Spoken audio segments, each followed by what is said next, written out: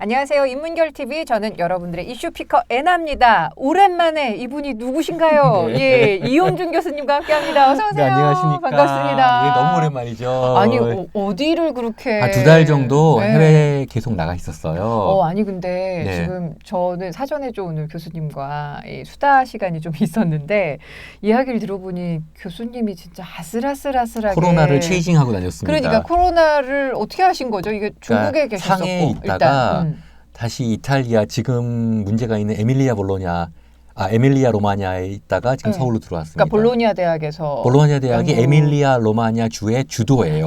볼로냐 대학. 예. 볼로냐 대학이 있는 볼로냐가. 네네. 그러니까 상해에 12월 18일부터 1월 15일까지 있었고 한 달 동안. 예. 근데 제가 있을 때 1월 초에 우한에서 폐렴이 있다 그러더라고요. 근데 그냥 몇 명이니까 뭐 중국 인구가 14억인데 뭐 몇 명 폐렴 가지고 뭐 우한이 또 상해에서 굉장히 떨어져 있고 있으니까. 예. 그래 괜찮다고 생각했는데 네. 제가 잠깐 이제 서울 스톱오버에서 있을 때 이제 거기서 일이 터지더라고요. 그리고 이탈리아로 갔는데 그때는 괜찮은데 2월 21일 날 귀국했거든요. 네네. 그 이후에 저렇게 이탈리아가 결국은 서울에서 맞았습니다. 코로나를 맞았습니다. 그러니까요. 네. 세상에 지금 근데 이게 전 세계적인 팬데믹까지 가는 현상인 것 같아서. 팬데믹까지 지금 WHO가 얘기는 안 하지만 거의 팬데믹 상황이죠. 그렇죠. 예. 전 지구적으로 지금 예. 전방위적으로 지금 퍼지고 있으니까. 네. 근데 교수님 안 계시는 동안 저희 임상훈 소장님과 여러 경로를 통해서 이번 코로나19에 대응하는 대한민국의 이야기들을 쭉 다뤘었어요. 그러니까 오늘은 조금은 대한민국을 벗어나서 중국이나 이탈리아는 어떤 식으로 하고 있는지 그리고 또 오늘 지금 저희가 녹화를 진행하고 있는 이 날이 그 한일 간의 이 비자 면제 조치를 중단하는 그런 뉴스가 나온 그 첫 날이기 때문에 이 문제도 조금 교수님과 좀 국제법 상으로 어떤 이야기들을 나눌 수 있을지 오늘 좀 기대를 해주시면 좋을 것 같고요. 자, 일단 상해에 계실 때는 뭐 그냥 간단히 끝나겠지 싶었던 별로 그냥 들리는 것이? 소리로 우한에 사실은 제가 우한에 우한대학 1월달에 초청을 받아갖고 강의를 하기로 했는데 그 우한대학 저 초청한 그 양저웨이 교수가 하이난 대학으로 잠깐 가 있어서 시간이 안 맞았어요. 글쎄 그게 참 운이 좋다면 좋은 건데 그랬네요. 갔으면 뭐 붙들렸었겠죠. 그렇죠. 그렇게 하고 그때 당시 중국 상황은 그냥 우한에 그런 게 있다라고 해서 뭐 마스크도 안 썼어요. 그러고 있었는데 갑자기 그게 퍼지더라고요. 1월 말부터. 그 당시 1월 말엔 저는 이제 1월 15일 날 귀국을 했으니까 서울에 잠깐 있었거든요. 그래서 그런 얘기 듣고 이제 이탈리아로 갔습니다. 근데 이탈리아는 중국을 그러니까 통제하더라고요. 중국인의 입국을 금지시킨 나라. 완전 금지시켰죠. 지금 이탈리아가 저렇게 코로나가 지금 현재 7,000명이 넘는 그런 정도인데 상황이에요. 하루에 1,000명이 넘게 확진자 생겼지 않습니까? 근데 처음에 이탈리아는 통제했어요. 우리랑은 다른 조치였네요. 우리하고는 전혀 다른 조치죠. 그러니까 그걸 통제해 가서 제가 그 중국에서 오는 교수들의 그 겨울방학 특강 그걸 제가 대신 나가는 오실 수가 없으니까 올 수가 없으니까 다 통제니까 그래서 그걸 대신하는 사태까지 벌어졌죠. 세상에. 네, 그래서 그래도 2월 20일 정도까지는 그렇게 심각하지 않았는데 이탈리아 내에서 이게 갑자기 하루아침에 그냥 이탈리아가 저렇게 많이 일단은 사망자 수도 좀 많은 엄청나게 편이고. 많고요. 왜 그럴까요? 글쎄요. 저도 여러 가지로 지금 분석을 하지 않습니까? 특별한 어떤 여러 분석이 있는데 뭐 기본적으로 중국인 거주자가 이탈리아에 많다. 뭐 30만 명 정도 있다고 하는데 저는 이제 뭐 물론 의학은 전혀 모르지만 그 전염병들의 바이러스는 수백만 년 전부터 우리 인류랑 공존했잖아요. 그래서 중국에서 발현됐지만 그것이 막 중국에서 이렇게 생겨서 중국 사람들이 하나하나 실어 나르는 그러는 건 아닌 것 같아요. 어떤 사회적 조건과 맞았을 때 그게 뻥 이렇게 음. 좀 에피데믹으로 나가는 것 같습니다. 그래서 이탈리아가 그런 조건을 충족시켜 놓은 게 아닌지. 그러니까 사실은 이탈리아 하면은 저는 굉장히 그 문화적으로도 그렇고, 네. 그러니까 여행을 뭐 몇 번 다녀온 네. 적이 있는데 갈 때마다 이 나라의 네. 이런 모습 이런 게 네. 굉장히 좀 동경해 맞는 네네. 곳이었어요. 그럼요. 일단 로마도 그렇고 네. 여러 가지 것들이 네. 계실 때는 어떠셨어요? 사실 이런 코로나 상황에서 이런 말씀 드린다는 게 좀 그런데 네네.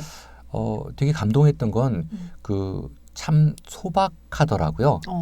우리 생각하면 이탈리아가 로마의 후예를 해갖고 뭐 그다음에 세계 명품의 정말 중심지잖아요. 네네네. 그래서 전부들 뭐 다 명품 걸치고 그럴 줄 알았는데 굉장히 소박하고 그다음에 그런 와중에 이제 문화와 예술이 항상 넘쳐 흐르니까 그렇죠. 삶이 참 멋있는 것 같아요. 네. 뭐 집에다가 몇 억씩 깔고 있지 않아도 되고 차 큰 거 타지 않아도 되는데 항상 이렇게 문화와 음악과 예술 그런 것들이 있어서 사실은 저는 유럽에 7년 살았는데 7년 사는 동안에 어떻게 이탈리아하고는 좀 인연이 안 닿았었어요. 그래서 이번에 사실 3주 좀 넘게 처음 가봤습니다. 네네. 근데 어떤 뭐 콜로세움이라든지 무슨 뭐 유명한 역사적인 유적지보다 유적지보다는 그런 거보다는 사람들의 삶에 굉장히 감동을 하고 제 인생관이 조금 바뀌었어요. 조금 소박하게 살 수 있는데 그리고 뭐라 그럴까요? 참 전 국민의 패션 모델화. 근데 아니, 오늘 근데 그래서 그런지 좀 모르겠지만 바뀌었습니다. 뭔가 막 체크 무늬로 굉장히 이렇게. 근데 그게 예. 이제 한국에서 가셔갖고 좀 이렇게 놀라시더라고요. 너무들 그 멋있으니까 다들 거기 사람들이. 네네네. 그래서 근데 제가 거기 몇 가지 분석을 했어요. 분석 좋아요. 네. 이탈리아 사람들이 왜 저렇게 멋있나? 첫째가 신발이 좋더라고요. 아하, 가죽 제품이 워낙 근데 좀, 여기서 말씀드리는 네. 건 무슨 페 뭐 뭐 이런 브랜드 식의 말고 브랜드가 네, 아니라 네. 신발을 단정하게 신습니다. 신발을 단정하게 신으면요 자세가 바라지죠. 그리고 전체적인 옷에 태가 살아요. 그렇죠, 그렇죠. 네.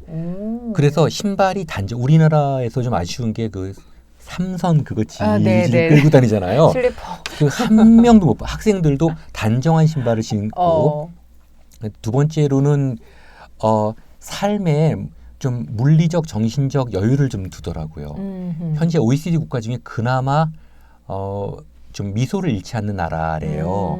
그래서 삶의 여유가 있다 보니까 한 10% 정도 여유가 있다 보니까 좀 행동에서 여유가 그 전체적인 조화와 균형으로 좀 패션을 이렇게 잘 입고 있는 것 같아요.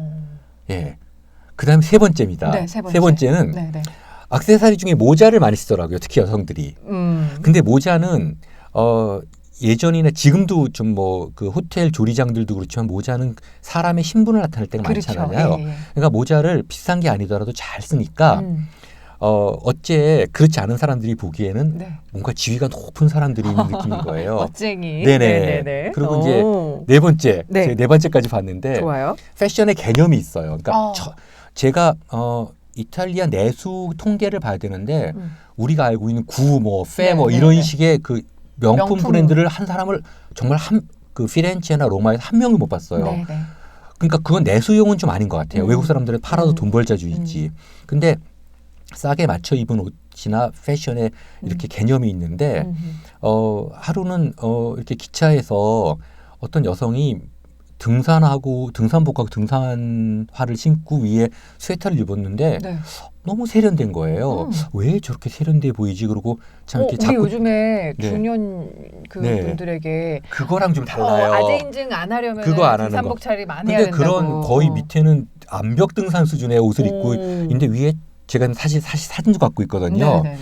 그랬는데 교육용으로 찍었습니다. 그건 뭐 어떻게? 근데 가만히 보니까 네일 컬러하고 입술 색깔을 맞췄더라고요. 그 와중에 그 암벽 등반을 하고 내려온 여성이 그래갖고 이거는 비싸서가 아니라 조금씩은 신경을 쓰는 그런 나름대로 나름이 아니라 정말 최강의 나라가 이렇게 지금 코로나에 이러고 있다니까 저도 참 갔다 온 사람 입장에서 마음이 아프고 지금 거기 있는 그 동료 교수들은 지금 어떻게 지내는지 지금 그러니까 현재 상황은 밀라노랑 베네치아는 딱 거기죠. 도시 폐쇄를 한다고 그 정도로 그러는데. 예. 근데 저는 정말 궁금한 게 이 지금 우리나라 뭐 처음 아직도 이걸 또 정치적으로 활용해서 이제는 뭐 주장을 목소리를 드높이는 분들 가운데 중국인의 입국을 막았어야지 초기에 그걸 못해가지고 우리가 이렇잖아 막 이렇게 이야기를 많이 하시는데 이탈리아 상황을 보면은 그 이야기가 조금 모순되는 거 아닌가라는 그렇죠. 생각이 이탈리아 들고. 막았어요. 근데 이미 화교라고 해서 그렇고 비즈니스로 이미 들어와 있는 중국 사람들이 많지 않습니까? 네네. 그러니까 이게 이런 그 전 지구적 그 어떤 에피데믹, 그 전염병이라는 상황이 인천공항을 막고 어느 공항을 막고 이런다고 되는 문제는 좀 아닌 것 같아요. 물론 그렇다고 우리도 지금 그 후베이성하고 우한 출신들을 막고 있거든요. 근데 이게 사실 그렇게 일방적으로 막는다고 되는 문제는 조금 아닌 것 같아요. 그러니까 세계 상황을 보면. 뭐 어느 분이 그렇게 얘기하셨는데 바이러스가 국적 따지는 것도 아니고 국경을 안 가야지 뭐 여기 여권 안 갖고 왔네 바이러스 다시 돌아가고 이런 게 아니니까. 그렇다고 뭐 우리 공항에서 통제를 안 하는 건 아니잖아요. 그렇죠. 근데 우리가 지금 1년에 중국하고 1,000만 명 정도의 인적 교류가 있고 그다음에 27%의 한국의 우리나라의 그 무역 부월륨 중에 25에서 27%가 중국에서 오고요.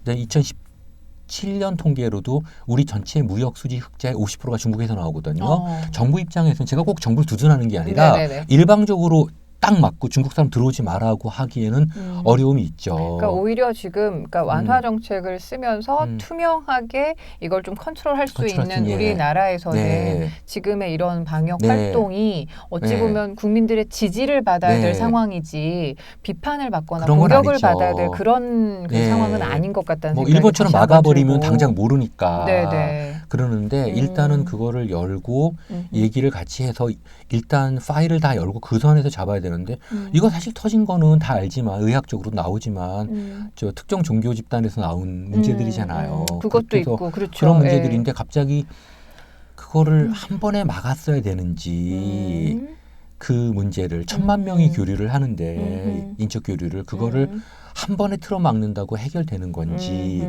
사실 2월 17일까지만 봐도 30명 정도의 확진자의 사망자 제로였고 사실 확진자가 뭐 사흘째인가 제로 0명이었거든요. 맞아요. 근데 그 상황에서 터진 건 지금 다르게 터진 건데. 다른 근데 그거를 있었죠. 이제 좀 다른 쪽으로 돌리기 위해서 그런 건데 어쨌든 온 국민이 지혜를 짜내고 협력해서 총력을 다해서 막아야 되는 상황이지 그럼요. 무조건 중국 사람 막아라 이럴 문제들은 아닌 것 같아요. 네, 그렇습니다. 이 유튜브 채널을 통해서 요즘에 진짜 저는 이 코로나 바이러스 이 사태로 인해서 저희 항상 가짜 뉴스에 대한 경각심에 대한 이야기 항상 해왔었잖아요. 근데 이것을 통해서도 더 이 문제는 정말 우리가 어떻게든 짚고 넘어가야 되지 않을까. 독일 같은 경우는 이런 페이크 뉴스 같은 경우에 정말 그 회사가 흔들릴 정도로 엄청난 몇백억을 물린다고 하더라고요. 그래서 우리도 좀 그런 게 필요하지 않을까라는 생각이 들 정도로 가짜 뉴스 탓에 더 오히려 바이러스보다 더 아주 좀 골치 아픈 그런 시기를 보내고 있는 건 아닌가 싶은데 저희 인문결 TV에서는 정말 최선을 다하겠습니다. 가짜 뉴스가 아니라 법적으로 데이터에 근거해서 그렇죠. 명확한 근거를 가지고 이 데이터 갑니다. 이 데이터 갑니다. 말씀을 드리려고 하니까 저희와 함께 믿고 한번 따라봐 주시면 좋겠고요. 이번에는 이 코로나19 이 코로나 사태에 대해서 국제법적으로는 어떤 대응들을 하고 있을지 좀 교수님께서 짚어주시면 좋을 것 같아요.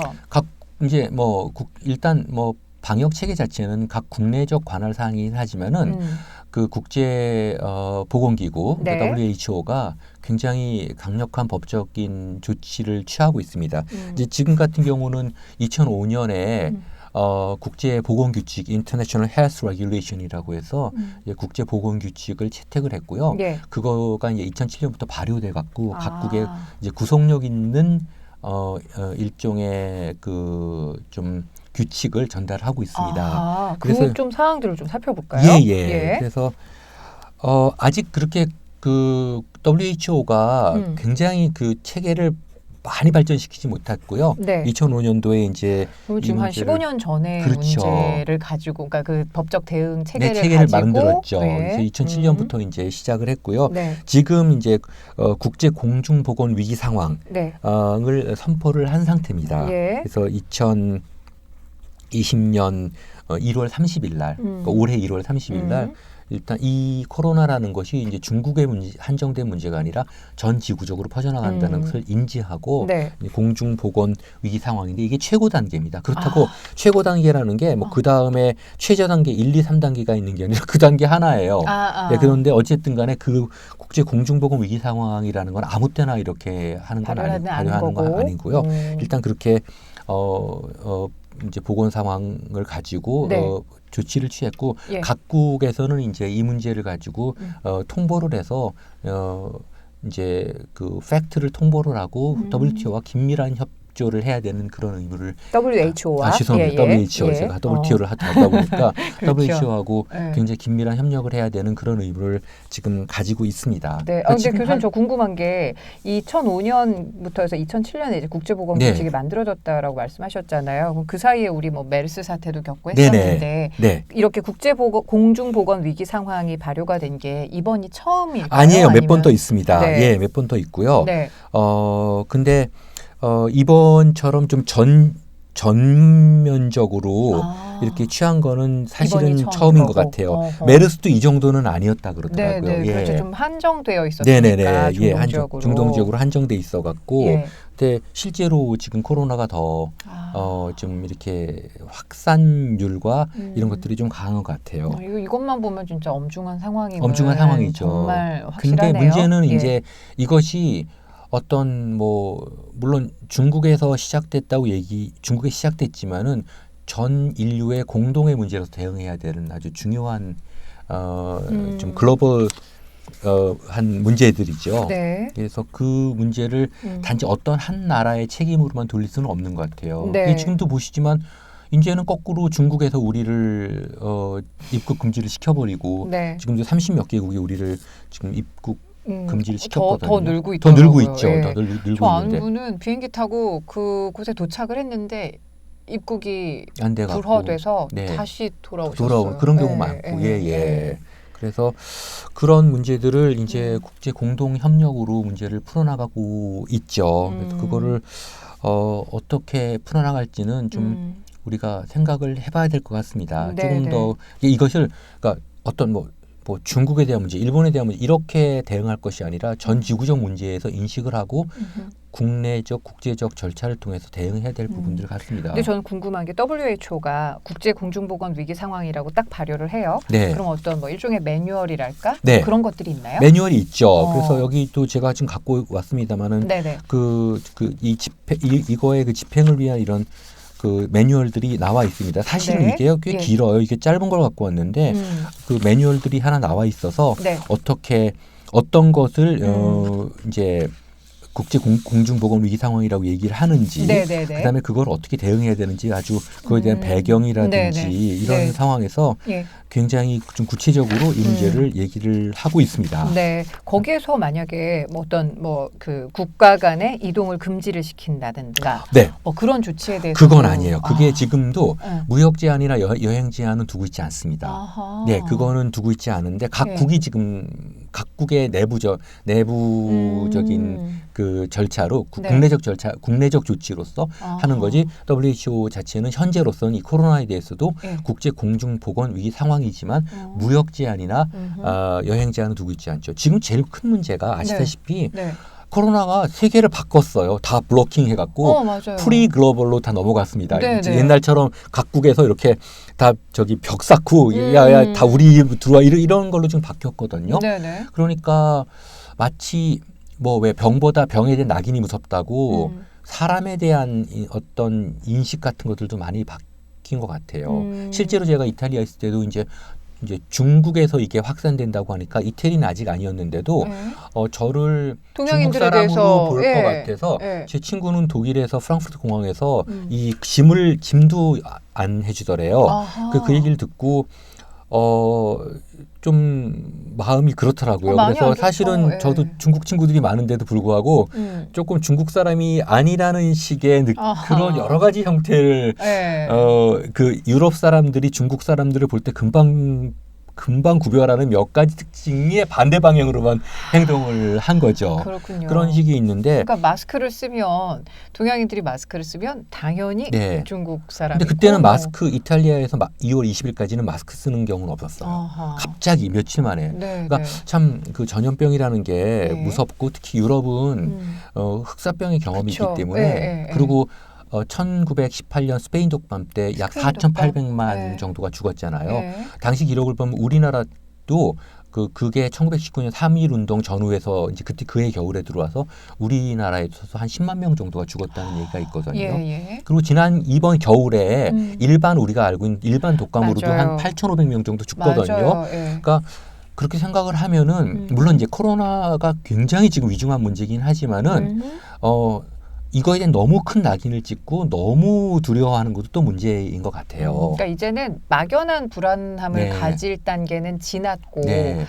이게 지금 이런 식으로 흘러가고 네. 있구나. 어느 정도 이렇게 좀 예상할 네. 수 있는 단계에 와 있다라고 생각을 네. 하고 그냥 근거를 가지고 맞습니다. 걱정하고 조심해야 될 건 예. 조심하지만 네. 괜히 막 막연하게 불안해하고 누군가 낙인 찍고 이러는 건 안 하는 네. 게 근데 문제는 지금 제가 보기에는요. 그래도 한국은 이걸 다 검사를 하고 중국도 이제 한 곱이 좀 넘는 것 같아요. 확진자 바도가 그렇고 어제 이렇게 보니까 중국 약국마다 마스크 사가라고 지금 재고 때문에 죽겠다 그러더라고요. 만들어냈는데 그 소리는 조금씩 줄어든다는 소리거든요. 가라앉고 근데 지금 기면서 아닌 척하는 나라들 있잖아요. 우리 옆에도 있는데 근데 그런 나라들의 실제 상황 우리가 모르잖아요. 기면서 아닌 척하는 나라. 기야 아니야 이거잖아요. 네, 기면서 아닌 척하는 나라인데 일본이라고 얘기하세요. 일본인데 지금 올림픽 앞두고 저러고 있는 건데 불안한 거는 우리가 상황을 정확히 알아야 되거든요.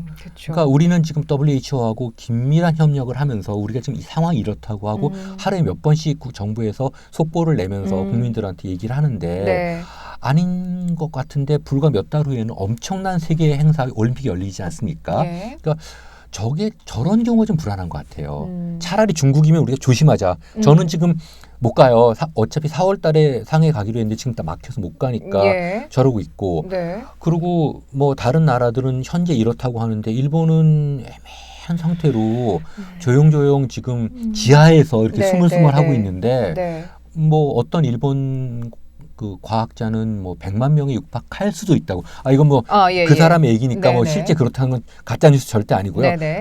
그런 가능성까지 생각하고 대응을 해야 된다고 하는데 이제 그게 사라지지 않고 저렇게 이제 사회적으로 이제 지역사회 감염이 더 확산되면은 어떻게 할까 그런 게 문제지. 우리는 일본하고 관계가 되게 이제 밀접한데요. 그러니까 일단은 지금 올림픽 문제만 해도 일본 내부에서도 좀 불안함이 있다. 그러니까 그렇게 이야기를 하고 있어서 좀 지켜봐야 되는 그런 상황인 것 같고 참 교수님 저는 그것도 궁금한 게 일본이 먼저 우리나라의 무비자 입국에 대해서 철회한다. 지금 중단한다라고 이야기를 했고 우리도 거기에 대해서 약간 보복이라고 할 수 있을지 모르겠으나 우리도 마찬가지야 마찬가지죠. 라고 얘기를 하는데 이렇게 좀 조치가 이루어지는 걸 보고 이게 저는 솔직히 그랬어요. 쉽구나. 이렇게 되는 거. 이렇게 되는 거 정말 사람 관계도 금방이에요. 국가도 그렇네요. 네, 맞아요. 50년 친구가 대선 때 너 누구 찍을 거니까 그게 바로 원수된대요. 아니 정말 이게 국제법상으로 이런 거 문제가 없는 겁니까? 아니 그 무비자 협정이라는 거는 우리도 100 몇십 개국하고 뭐 어떻게 되죠? 근데 그것이 다 개별 협정이에요. 국제 공동 협정, 멀티래터럴은 없습니다. 그냥 개별 협정으로 돼 있는 거기 때문에. 그러니까 한국과 일본, 일본 대 한국 이렇게 뭐 이런 식으로 개별 알아서, 협정이죠. 한국과 중국, 중국은 아니죠. 한국과 핀란드, 한국과 어디 이런 식으로 그러지. 뭐 무비자 협정 체계 속에 들어간다고 되는 건 아니거든요. 하나하나 협정이 이렇게 쌓여 있는 겁니다. 그러니까 일본 같은 경우 이제 더 이상 무비자 입국을 허용하지 않는다 그러면. 그냥 그 통과하는 순간 허용을 안 하게 되는 건데 우리도 그래서 대응 조치를 취했죠. 근데 이제 문제는 뭐냐 하면 그랬을 때 우리한테 지금 현재 엔트리 금지, 그러니까 한국인 입국 금지를 한 나라한테 다 동일한 지금 조치를 취할 것이냐 이런 문제들은 좀 있어요. 지금 우리로서는 일본이 유일하지 않나요? 그렇죠. 그렇죠. 그러니까 그게 언뜻 보면은 국가의 어떤 뭐 비자 관련 대외 정책에서 약간의 혼선을 가져올 수는 있습니다. 그러나 지금 상태에서 만약에 그걸 안 취하면 또 국민들이 일본한테 또 뭐 절절매는 거냐. 뭐 중국도 그랬잖아요. 뭐 중화 사상이라고 그러는데 그거 얘기하는 사람이 머릿속에 중화 사상이 있더라고요. 그렇죠. 예. 뭐 중화 사상 우리도 중화 사상이라는 저 얘기 그런 얘기 생각한 안 적 해요. 없는데. 중화는 맞아. 그게 언제예요? 언제적 얘기인데. 18세기 얘기예요. 청나라 때 막 그럴 때. 근데 아직 명청 시대 네, 살고 근데 계셨나요? 그걸 얘기하는 사람이 중화 사상 본인이 그렇게 생각을 하시는데 그러니까 지금 같은 경우에 굉장히 신중하게 판단해야 될 문제들이거든요. 근데 뭐 지금 뭐 일종의 보복 조치 취하지 않으면 또 일본은 저랬는데 우리는 뭐 당하고 있냐 이럴 테니까 하긴 하는데 교류가 많고 참 그러니까 아예 못 가는 건 아닌 거죠. 그러니까 비자를 발급을 받아야죠. 받고 근데 갔는데 2주간 격리를 하고 누가 거기를 가겠어요. 그렇지. 그러니까 실질적으로는 못 가는 게 그런 맞는 거죠. 거죠. 안 가는 게 맞는 거죠. 네, 일본은 그런 식으로 조치를 취했는데 사실은 일본이 며칠 전에도 보니까 뭐 일본 고위 관료가 인구 5만 명당 한국이 더 많다고 얘기를 하는데 그건 말이 안 되는 게 자기네는 조사 안 했잖아요. 우리는 조사를 많이 했어요. 이 우리 사람들아. 조사를 다 했기 때문에 그게 끝인데 네. 일본은 지금 아니잖아요. 그래서 좀 그거를 어떻게 저렇게 대응을 하는지 좀 저도 좀 놀랍습니다. 근데 네. 하여튼 제가 어떻다고 저도 답이 없어요. 답이 없는데 그거는 첫 번째가 이제 국제 공중 방역의 문제들, 또 우리 국내적인 당연한 방역, 우리 국민의 안전, 그다음 건강 문제를 봐야 되겠지만은 과연 이런 식의 노비자 우선 일본이 저렇게 하는 게 옳은 건지 참 왜 그랬을까요? 아베 정부의 자신 없음의 표현이라고 생각합니다. 그리고 지금 아베 정부는 자신의 모든 어떤 정치적 명운을 올림픽에 걸고 있거든요. 네. 그러니까 뭐 일단은 뭐 잘못은 너희 쪽에 있다 뭐 이런 식으로 막으려고 하는 게 아닌지. 그러니까 자신의 그런 자신 없음을 좀 이야기 네. 좀 걸 수 있는 그런 네. 구실 같은 구실 걸로 같은 거죠. 한국인들 네. 혹은 한국에서의 네. 코로나 이 확산 맞습니다. 뭐 이렇게 거는 걸로. 그러니까 뭐 항상 그렇잖아요. 그 국내 정치적 문제를 대외 문제로 다 이렇게 회피하려고 이렇게 하지 않습니까? 그래서 지금 그런 게 아닌가. 그리고 올림픽 아마 일본 정부 내부에서는 올림픽 때문에 정말 뭐 진짜 매일같이 뭐 스페셜 팀이 가동되고 있지 않을까 그런 생각을 하는데요. 그래도 뭐 참 묘한 시기에 걸려 있는 것 같아요. 뭐 1년 전도 아니고 지금 그러게. 불과 뭐 그쵸. 몇 개월 안 남았으니까. 몇 달 안 남았는데 예. 지금 봄인데 여름이잖아요. 그렇죠. 그것도 왜 그 고온 다습한 나라에 여름에 태풍이 나타나는지 그러게요.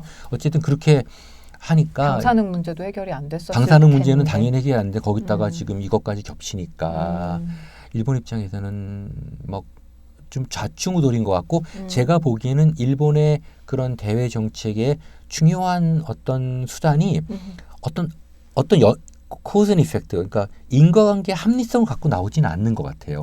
주먹국으로 막 나오는 것 같습니다. 옛날에 우리가 언뜻 알고 있던 좀 사려이 깊고 합리적인 일본이 아니라 속은 안 좋더라도 네. 굉장히 합리적이고 사려 있게 나오는 게 아니라 그냥 그때 저질러 버리고 네. 그다음에 뭐 수습도 하고 뭐 이런 식의 그런 것 같아서 네.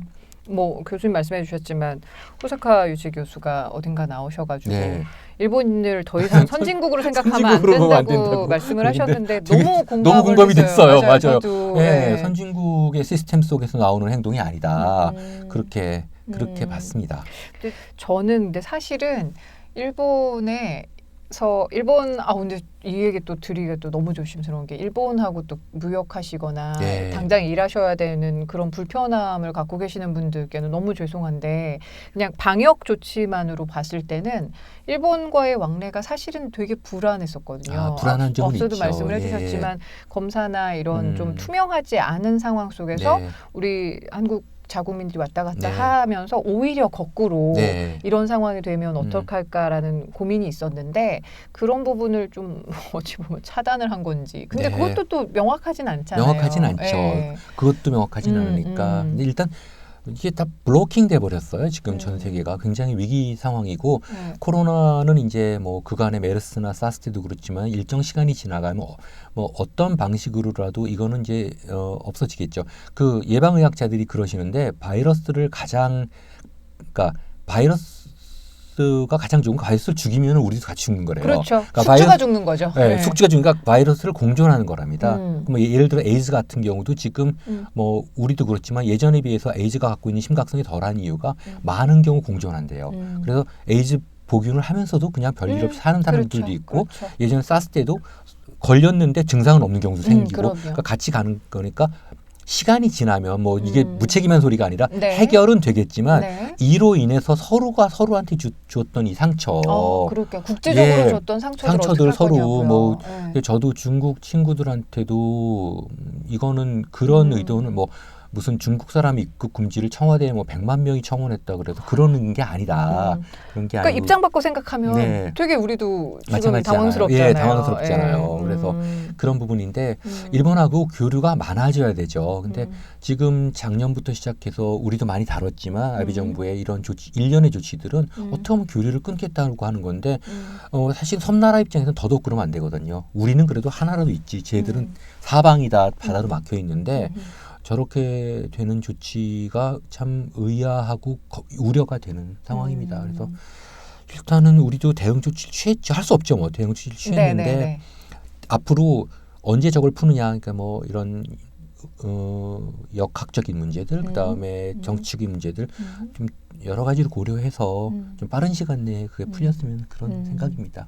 그리고 마지막으로 교수님께 그것도 여쭤보고 싶어요. 워낙 외교통이시니까 외교부에서 일을 하는 것에 대해서 뭐 물론 이제 방역 당국 말고 네. 2차적으로 외교부에 대해서 되게 비판적으로 네. 발언하시는 분들이 네네. 계시더라고요. 네. 그러니까 뭐 우리는 퍼줄 거 다 퍼주고 결국 돌아오는 건 욕이고 이거 네. 뭐 잘하고 있는 거냐 막 이렇게 비판하시는 분들 계신데 어떻게 생각을 하세요? 이거 뭐 퍼주는 거는 아니고요. 네. 뭐 사실은 뭐 그런 건 아닌데 외교부가 뭐 많이 바빠요.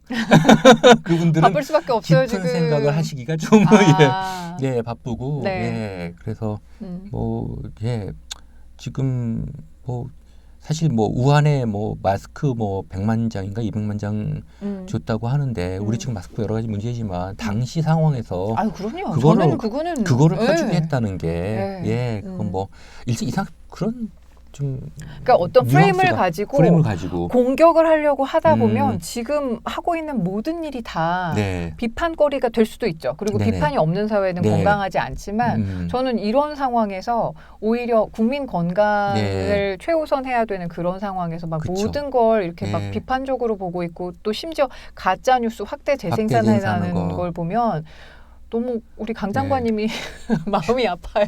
그 핵심 메커니즘을 알고는 있는데 이게 네. 방송으로 말씀드릴 수는 없고. 왜요? 우리끼리인데 해주셔요. 핵심 우리끼리인데 메커니즘에서 해주셔요. 핵심 우리 메커니즘. 그거 들으려고 지금 방송 보시는 건데 그쵸? 예, 그래서 그 네. 문제는 좀 사실 굉장히 예민한 문제들이 종교적인 문제들이 있어갖고 예, 종교적인 문제들이 있어서 그러면 한국 사회하고 그걸 조금 다듬으셔서 다음 시간에 한번 뭐 어떤 메커니즘으로 너무 지금 이런 비판과 제가 이상한 느낀 거예요. 페이크 뉴스가 살면서 난무하는지 듣고 싶은 얘기를 해야지 맞는 소리를 하면 안 되더라고요. 네, 그게 참 인생의 어떤 학자들 한계 같아요. 근데 지금 저희 방송에서 맞는 소리까지는 거죠? 했어요. 그러니까 인기가 없고 맨날. 저희 어떡하죠? 살려주셔야 됩니다, 여러분. 네. 맞는 소리 하는 사람들을 좀 이렇게 으쌰으쌰 응원해 주시고 그러셔야지 네. 듣고 싶은 소리만 하면 그거는 병든 사회죠. 그렇죠. 네. 네, 그런 것 같습니다. 네, 그래서 저희 또 오늘 또 하나의 다짐을 합니다. 인문결 TV에서는 맞는 소리를 하려고 애쓰겠습니다. 팩트에 기초해서. 예. 알겠습니다. 네. 자, 오늘 오랜만에 이탈리아노 굉장히 멋있어지신 이용준 교수님과 함께한 시간이었는데, 자, 저희 덕분에 좀 그래도 걱정은 더시고 국제적으로 코로나19에 대해서 이런 식으로 좀 대처하고 있구나. 함께 또 이렇게 좀 건강한 걱정을 하셨으면 하는 바람 가져보고요. 다음 시간에 그 메커니즘 꼭 듣고 싶습니다. 알겠습니다. 네. 정리해 주십시오. 한번 정리해 보겠습니다. 알겠습니다. 교수님 감사합니다. 네, 감사합니다. 고맙습니다. 네.